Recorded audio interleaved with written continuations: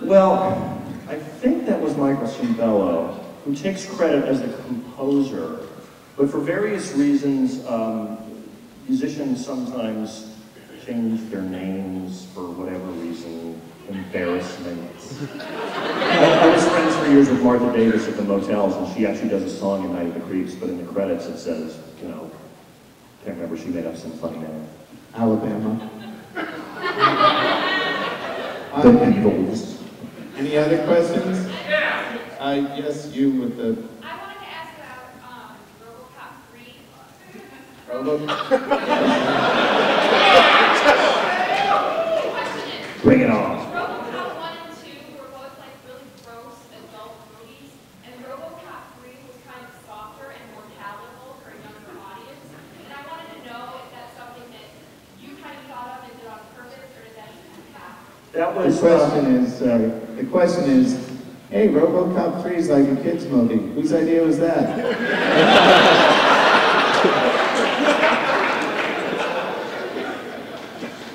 Orion was a great place to make movies, and I really had a great time, and I loved them, but that was their edict, is this character has found an audience of young viewers on video and cartoons and toys, and can you make a kids movie?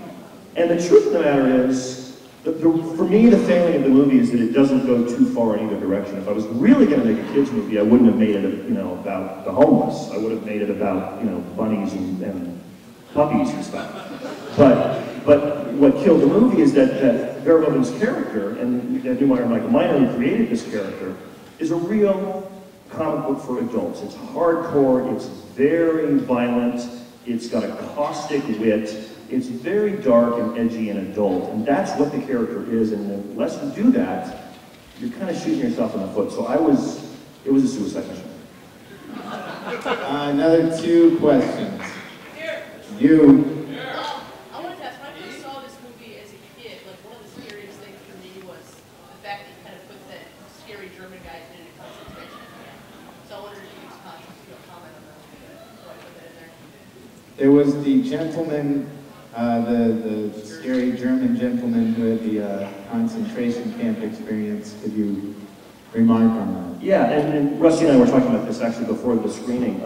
There's a thing in Feng Shui that I've become very fond of, which is in a room, you have to have something black to sort of weigh the room down. And I believe that when you're doing genre, whether it's fantasy or sci-fi or horror or whatever it is, that unless there's something that grounds it, whether it be the parents who are having some marital difficulties, or kids speaking like kids actually speak as opposed to the way that the studio executives would want them to, unless there's some vestige of reality, then the fantasy doesn't work, because it's all fantasy and you're not invested in it. So that was the feeling with the concentration camp. Yes, Mr. Yo. You've been approached about doing a Masters of Horror episode? Have you been approached about doing a Masters of Horror episode? Only by fans. Fred said only by fans. Another 2 questions. Somebody who's waving their arms.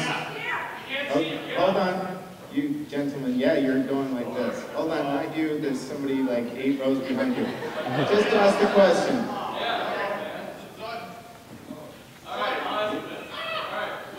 Was Forrest and Monster Squad inspired or an homage to Chunky Goonies? I'm not going to repeat that question. No, I'm kidding. I'm sorry. Was the Forrest and Monster Squad an homage to Goonies? Yeah. Okay. I didn't see the Goonies until after I finished this movie. And the truth is, if I may interject my own personal opinion, this is a much better film.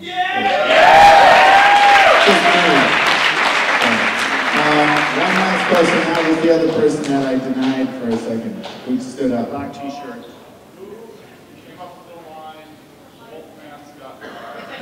Who came up with the line, Wolfman Scott?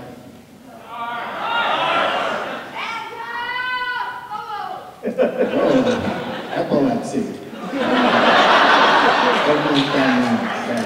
Shane Black and I worked very well together, and on that particular instance, I wrote Wolfman's Got, and Shane wrote Nards. You know, I think earlier when we were talking, you said, I don't know. when we were talking, you were saying earlier, Wolfman's got a really nice vegetable stand, and it's in the vineyard in Cape Cod, and Shane Black was like, let's pull it back. You know? And then you said, no, it's Nards. so, Wolfman's got tax problems. Wolfman's got an irritating mother-in-law. But as much as I'm thrilled that you like the moment, and Fat Kid's moment there with that, but the truth is, let's face it, all of the monsters probably have Nards of one kind or another. Frankenstein's are probably enormous. Mummies are probably all shriveled up and useless. oh, well, Frankenstein, one could be really big, one could be really small. Because they're from two different people. So, we are very excited to have you, Fred, and we're going to bring you out to the lobby and have you meet these lovely people. And I'd like to thank Fred for being here and letting us show Monster Squad and being such a great